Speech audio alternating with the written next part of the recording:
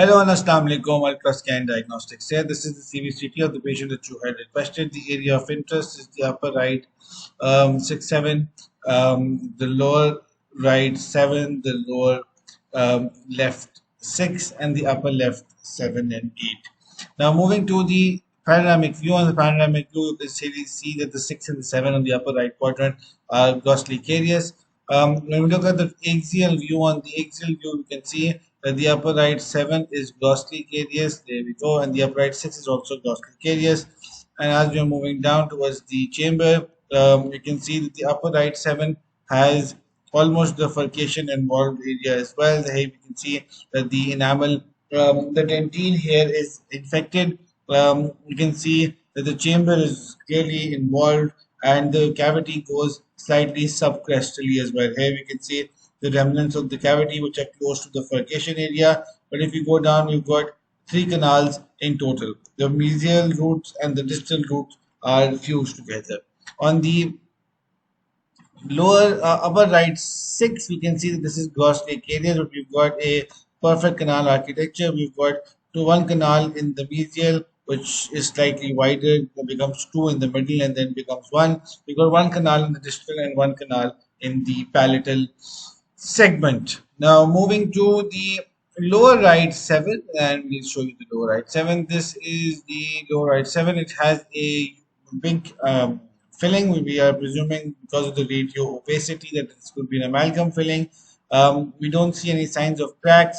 However, we don't see any pulpal involvement or any major secondary caries. Here you can see there are a few voids here, secondary caries here. On this view, you can see that the buccal area there is leakage, but none of the leakage has reached the nerve or the chamber in this region. Here you can see there is a little bit of voids present underneath the filling which need to be investigated, but you don't see any major cracks, any major periapical radiolucency, and overall the tooth is doing absolutely okay.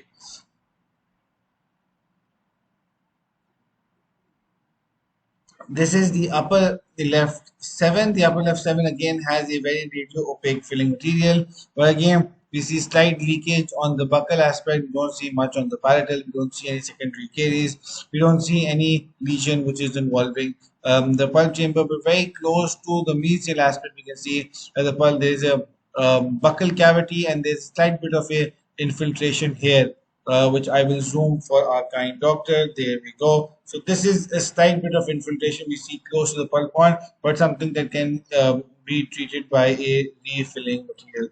We don't see any major periapical radiolucencies. The upper left 8, however, is grossly carious with pulpal involvement, causing radiolucencies and at the same time causing a little bit of sinusitis in this region. This cavity is quite significantly big as well, and here you can see that the pulp is involved along with the sinus here. The last area of interest is the lower left 7 or the lower left 6 region, and that I will show you. The lower left 6, however, seems to be doing okay.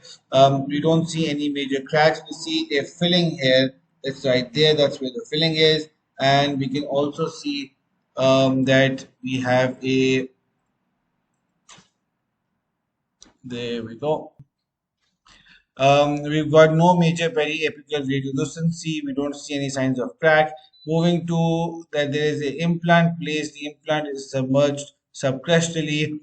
Seems to be in the distal aspect of the 7 and is underneath a shelf of the 8. And as we move in the axial section, you can very clearly see that this is where the implant is. It's present right beneath the shelf of the 8, which is right here, but otherwise it is present in the center of the ridge and we can't see any signs of peri-implantitis around this implant. So if you have any further questions, please feel free to reach to our team. Thank you very much.